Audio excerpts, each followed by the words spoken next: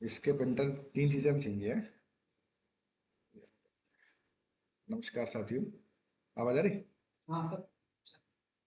नमस्कार साथियों, आज हम विशिष्ट बालकों की श्रृंखला में प्रश्नोत्तरी वाले सेगमेंट में काम करेंगे, क्योंकि प्रश्न बहुत महत्वपूर्ण होते हैं। अभ्यास प्रश्न करना, और ये विगत परीक्षाओं में आए हुए प्रश्न हैं, उन्हीं से लिए गए सवाल हैं। उनको आप आज समझेंगे, उत्तरों को जानेंगे। रटने की आवश्यकता नहीं, कॉन्सेप्ट समझने की जरूरत है।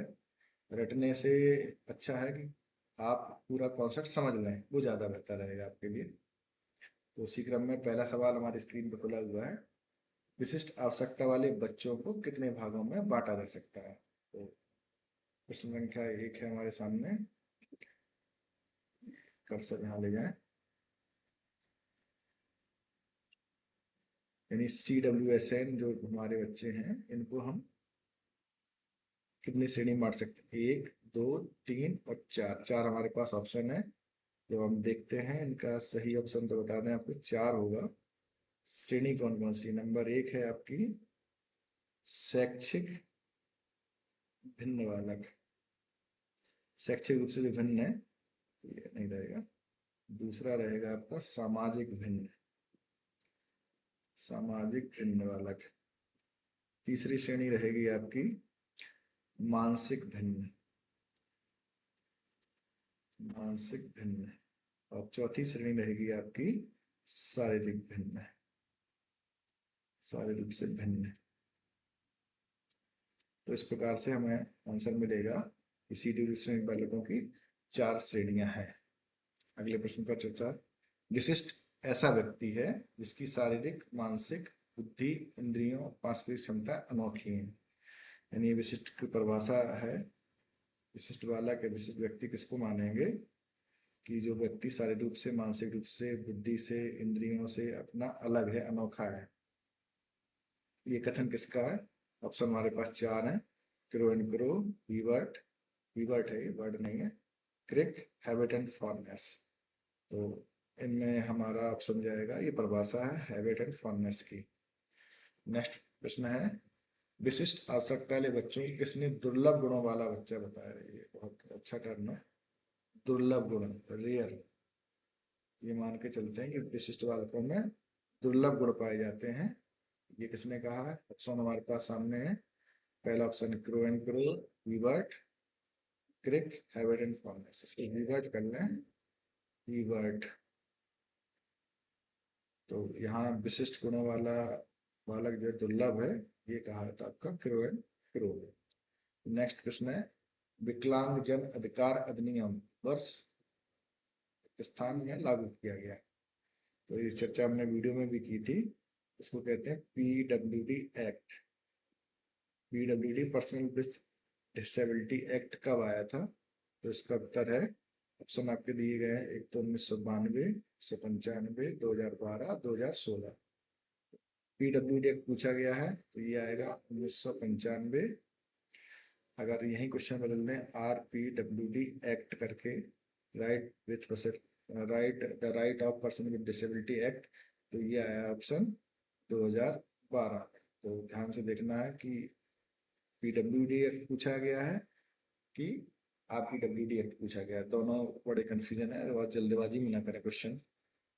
नेक्स्ट है, दिव्यांगों के लिए निशुल्क एवं अनिवार्य बाल शिक्षा अधिकार अधिनियम है। तो हम लोग जानते हैं कि RTE एक्ट की बात कर रहे हैं। RTE act right to education की बात है। Right to education. Right to education जो है एक्ट आया था 2009 में, लागू हुआ 1 अप्रैल 2010 से। 1 अप्रैल 2010 से लागू हुआ। तो उसी अधिनियम में एक प्रावधान है कि दिव्यांगों के लिए एक्ट किस एज ग्रुप को कवर करेगा। तो ये सवाल इसी पर ना, अच्छा प्रश्न है। प्रश्न का पहला ऑप्शन है 6 से 18 वर्ष के लिए, 6 से 14 वर्ष के लिए, 6 से 12 वर्ष के लिए और 6 से 22 वर्ष के लिए। क्योंकि RTE एक्ट सामान्य जो है बालकों को कवर करता है 6 से 12 वर्ष के लिए, लेकिन यहाँ पूछा दिव्यांगों के लिए। तो दिव्यांगों के लिए बालक 6 से 18 वर्ष, यानी जो भी 18 वर्ष तक के बच्चे हैं, आरटी एक्ट में दिव्यांग श्रेणी में कवर किए जाएंगे, उन्हें फ्री एंड कंपल्सरी एजुकेशन सरकार प्रोवाइड कराएगी। नेक्स्ट क्वेश्चन है छठवां, समावेशी शिक्षा के सिद्धांत पर आधारित है। तो यहाँ की जगह आप किस कर लीजिए, किस सिद्धांत पर आधारित है, कि या किस एक ही चीज है। समता, यानी यहाँ बात कर इक्वलिटी की, इक्वलिटी, इसलिए समता समानता, समता इक्वलिटी एंड इक्विटी, ये सॉरी इक्विटी होगा, ये दोनों शब्द अलग अलग है, इक्विटी और इक्वलिटी। और तीसरा विविधता और सह अस्तित्व एवं वैश्वीकरण। चार ऑप्शन हमारे पास है। तो समावेशी शिक्षा शिक्षा के किस सिद्धांत पर आधारित है। इक्विटी, पहला ऑप्शन इक्विटी है, दूसरा इक्विटी एंड इक्वलिटी है, तीसरा विविधता है, सह अस्तित्व, ये तो ऑप्शन हो गए नहीं क्योंकि तो इससे कोई लेना देना भी नहीं है। अब आपके पास बचे हैं तीन ऑप्शन, तो समता समानता और विविधता। समावेशी शिक्षा जो है समता की भावना लेके आती है और समानता की भावना भी लेके चलती है। तो ये ऑप्शन दोनों ही हो जाएंगे सही आपके, समता और समानता, यानी ऑप्शन नंबर हमारा जाएगा दूसरा, ये सही मान लिया जाएगा। नेक्स्ट क्वेश्चन है, यहाँ विविधता इसलिए नहीं कहेंगे क्योंकि सिद्धांत विविधता को सेलिब्रेट करती है, लेकिन विविधता होने के बावजूद भी लोगों में समता समानता स्थापित करना चाहती है, इसलिए इसका सही उत्तर समता एवं समानता ही होगा, विविधता ना करें कृपया करके। कौन सा समावेशी कक्षा में सबसे अधिक महत्वपूर्ण है, ये प्रश्न अच्छा है। विशिष्ट शिक्षा योजना, ठीक है, एक रूप निर्देश, मानकीकृत परीक्षा और प्रतियोगी अधिगम को बढ़ावा दें। तो यहाँ देखिए विशिष्ट शिक्षा योजना और एक रूप निर्देश। एक रूप निर्देश का मतलब होता है कि समान निर्देश सबको दिए जाए, इसको एक रूप निर्देश कहेंगे। एक रूप निर्देशों में एक रूपता आएगी। मानकीकृत परीक्षण यानी कि जो टेस्ट होते हैं उनको स्टैंडर्ड लेवल बनाया जाए, स्टैंडर्डाइज टेस्ट कहेंगे इसको, स्टैंडर्डाइज टेस्ट। इनके एक ही मानक होते हैं, इनको बदलाव नहीं किया जाएगा, सभी बालक एक ही प्रकार का टेस्ट देंगे, कुछ मानक पे निर्धारित रहेंगे। प्रतियोगी अधिगम को बढ़ावा देना, यानी जो साथी हैं इनके बीच में कम्पिटिटिव लर्निंग को इम्प्रूव करना। तो सबसे बेहतर रणनीति है कि बालक विशिष्ट है, सब बच्चे अलग अलग हैं, तो विशिष्ट शिक्षा योजना बनाए वो ज़्यादा बेहतर रहेगी। एक रूप निर्देश नहीं चलेगा क्योंकि समावेश कक्षा है, मानकीकृत परीक्षण भी नहीं चलेगा क्योंकि स्टैंडर्ड टेस्ट हम मानक लागू नहीं कर सकते। यानी कि हाथी और कहानी आपने सुनी होगी, हाथी जंगल में जो परीक्षण होता था, हाथी के लिए, मछली के लिए और विभिन्न जानवरों के लिए एक परीक्षण नहीं बनाया जा सकता था क्योंकि विविधता है, तो इसीलिए मानक के परीक्षण नहीं रहेगा, सबके लिए अलग अलग परीक्षण रहेगा। जो हाथी का फोर्स है, चीन की वो पावर है, जो अलग अलग शक्तियां हैं, जो एक ही स्टैंडर्ड पर नहीं तोला जा सकता है, इसलिए मानक के परीक्षण नहीं रहेंगे। इसका सही आंसर होगा विशिष्ट शिक्षा योजना है। निम्नलिखित संरचनाओं में शिक्षा का अधिकार अधिनियम 2009 किसकी वकालत करता है। तो 2009 जो अधिनियम आया आरटी एक्ट किसकी वकालत करता है, आपने भी इसको समझ लिया होगा। मेन स्ट्रीम एजुकेशन, मुख्यधारा शिक्षा, इंटीग्रेटेड एजुकेशन, इंक्लूसिव एजुकेशन और पृथक्करण एलियनेशन। तो जाहिर सी बात है इसमें जो आरटी एक्ट है वो हमारी समावेश शिक्षा की बात करेगा, पृथक्करण की बात तो बिल्कुल नहीं करेगा। इंटीग्रेटेड एजुकेशन पहले चलती थी कॉन्सेप्ट, अब नहीं चलती है क्योंकि इस व्यवस्था में एकीकृत शिक्षण क्या होता समझ लें। एकीकृत शिक्षा में छात्र को इंक्लूड किया जाता था लेकिन व्यवस्था परिवर्तित नहीं होती थी, व्यवस्था जस की तस रहती थी, जैसी व्यवस्था है उसमें कोई परिवर्तन नहीं होगा, ना घंटे बदले जाएंगे, ना शिक्षक अपना शिक्षण पद्धति बदलेगा, छात्र इंक्लूड हो जाएगा लेकिन शिक्षण पद्धति, शैक्षिक माहौल, इनमें कोई परिवर्तन नहीं। तो एकीकृत परीक्षण से बेहतर है समावेश शिक्षा। मुख्य धारा शिक्षा तो सामान्य बच्चों के लिए होती है, तो ये भी ऑप्शन नहीं होगा, उसमें सही आंसर होएगा समावेशी शिक्षा। अगला प्रश्न इंपॉर्टेंट है, यह विचारधारा कि सभी बच्चों को एक नियमित विद्यालय व्यवस्था में समान शिक्षा प्रदान प्राप्त करने का अधिकार हो, क्या कहलाएगा। तो ये तो सामान्य रूप से बहुल सांस्कृतिक शिक्षा, pluralistic cultural education, inclusive education, main stream education, special education. सभी बच्चे नियमित विद्यालय में पढ़ रहे हैं, क्वेश्चन को देख लीजिए अच्छे से। तो CWSN कंसेप्ट ही है, सामान्य बच्चे नियमित विद्यालय में जाएं तो ये समावेश शिक्षा हो जाएगी, और यही सही बच्चे अगर विशेष विद्यालय में जाए तो विशेष शिक्षा होगी। तो यहाँ उत्तर होगा हमारा समावेशी शिक्षा। समावेशी कक्षा में किस प्रकार का पब्लिक के छात्र शामिल होते हैं? कक्षा हमारी समावेशी है, इस समावेशी शिक्षा में किस प्रकार के छात्र शामिल होंगे? केवल विशेष छात्र नहीं होंगे, ये तो ऑप्शन नहीं होना चाहिए। सामान्य और विशेष छात्र, चलिए देखते हैं। केवल सामान्य छात्र, बहुभाषी, प्रतिभाशाली छात्र। तो समाज शिक्षा में हमेशा सामान्य और विशेष छात्र रहेंगे, तो ऑप्शन ये सही रहेगा, ऑप्शन 2 आपका सही करिए। समावेशी समावेशीकरण की सफलता के लिए आवश्यक है, तो इंक्लूसिव बिहेवियर हम सेटअप स्टार्ट करेंगे। इसके लिए सफल कैसे होगा? पहला, क्षमता निर्माण का अभाव। एक आपने शब्द सुना होगा, कैपेसिटी बिल्डिंग,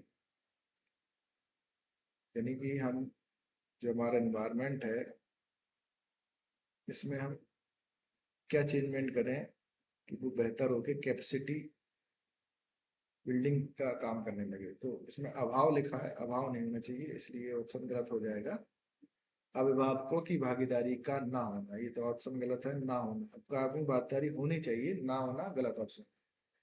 अलगाव, अलगाव यानी पृथक्करण, ये भी सब सही नहीं होगा। एलिनेशन, एलिनेट नहीं करेंगे बालक को, एलिनेशन नहीं होगा, तो ये भी ऑप्शन गलत हो जाएगा। अगला है संवेदनशीलता। हाँ, ये बहुत इंपॉर्टेंट चीज है। समावेशी शिक्षा तभी सफल होगी जब सेंसिटिव रहेंगे हम, सेंसिटिवनेस रहेगी। तो ऑप्शन नंबर आपका 4 यहाँ पर सही होगा, ऑप्शन नंबर 4 टिक कर लीजिए।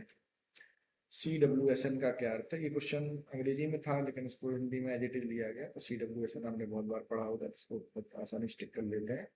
विशिष्ट आवश्यकता वाले बच्चे, इसको एक बार फिर से एक्सप्लोर करते हैं। Children, child with special need, ये हमारा है विशेषज्ञता वाले बच्चे। बाकी ऑप्शन तो गौर नहीं करना क्योंकि वो सब अंग्रेजी के टर्म्स थे, इनको हिंदी में लिखा गया। तो इस प्रकार क्या है, मृदु आवश्यकता वाले व्यक्ति को लिखा गया था सॉफ्ट नीड्स वाले पर्सन, तो ये गलत हो जाएगा। अगला प्रश्न है 13वां, विशेष रूप से बच्चों की शिक्षा का प्रबंध होना चाहिए।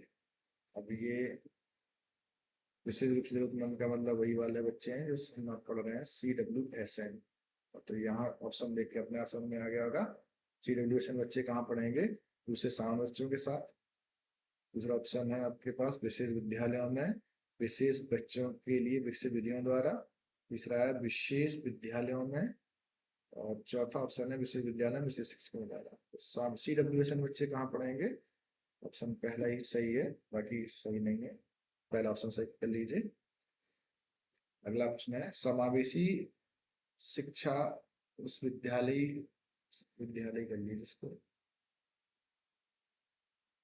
शिक्षा व्यवस्था की ओर संकेत करती जो। पहला ऑप्शन है विशेष आवश्यकता वाले बच्चों को विशिष्ट विद्यालयों के माध्यम से शिक्षा देने को प्रोत्साहित करती है। क्योंकि हमारी शिक्षा व्यवस्था ही समावेशी है, तो हम इसमें विशेष आवश्यकता वाले बच्चों को विशिष्ट विद्यालयों में नहीं भेजेंगे, तो ये ऑप्शन नहीं होगा हमारा। केवल बालिका शिक्षा को बढ़ावा देने की आवश्यकता पर बल देती है, केवल जहां लग जाए तो ये वाला ऑप्शन भी सही नहीं होते। केवल वाले ऑप्शन हमेशा गलत माने जाने चाहिए, ये दिमाग में रखिए। 90% गलत ही होते हैं केवल वाले ऑप्शन। बालिका शिक्षा को नहीं, बालक शिक्षा को भी देंगे, और भी श्रेणी के थर्ड जेंडर उनको भी शामिल करेंगे, तो केवल एक जेंडर विशेष पर यहाँ फोकस नहीं करेंगे। अगला है सभी निर्योग्य बच्चों को शामिल करती है। ये निर्योग्य मतलब है डिसेबल्ड, जितने भी डिसेबल्ड बच्चे हैं इनको शामिल करती है। ऑप्शन आगे और देखते हैं फिर देखते हैं। और चौथा ऑप्शन हमारे पास है उनकी शारीरिक, मानसिक या अन्य विभिन्न योग्यताओं को ध्यान में रखे बगैर बच्चों को शामिल करती है। ये बड़ा ऑप्शन है, बिगर द बेटर, बड़ा ऑप्शन भाई सही माना जाता है सामान्य परिस्थितियों में। यहाँ पर समावेशी विद्यालय में ये तीसरा और चौथा ऑप्शन में कंफ्यूजन आपको जरूर रहेगा, इसको बहुत क्लियरली समझ लीजिए। तीसरा क्यों नहीं है और चौथा क्यों है। तीसरा इसलिए नहीं है, सभी निरोग बच्चों को शामिल नहीं करती है, क्योंकि सभी निरोग बच्चे शामिल नहीं हो जाएंगे। कुछ बच्चों को विशेष विद्यालय की आवश्यकता पड़ेगी, उनके लिए विशेष विद्यालय हमें खोलने ही पड़ेंगे, उन्हें सामाजिक शिक्षा के सेटअप में नहीं डाला जा सकता है या दिक्कत होगी। सभी निरोग बच्चों को शामिल करती है, ऑप्शन इसलिए गलत हो जाएगा। और चौथा ऑप्शन क्यों सही होगा, उनकी शारीरिक मानसिक और अन्य विभिन्न योग्यताओं को ध्यान में रखे बगैर, यानी हमको शारीरिक मानसिक या जो भी इनमें भिन्नताएं हैं इनको ध्यान में रखे बगैर बच्चों को शामिल कर लेना है, ये ऑप्शन सही है। यानी हम भेदभाव नहीं करेंगे, उनको इंक्लूड करेंगे, लेकिन सभी बच्चों में इंक्लूड नहीं करेंगे, इसलिए ऑप्शन नंबर 4 सही है, यही हमें आंसर करना है। इसके अलावा थैंक यू।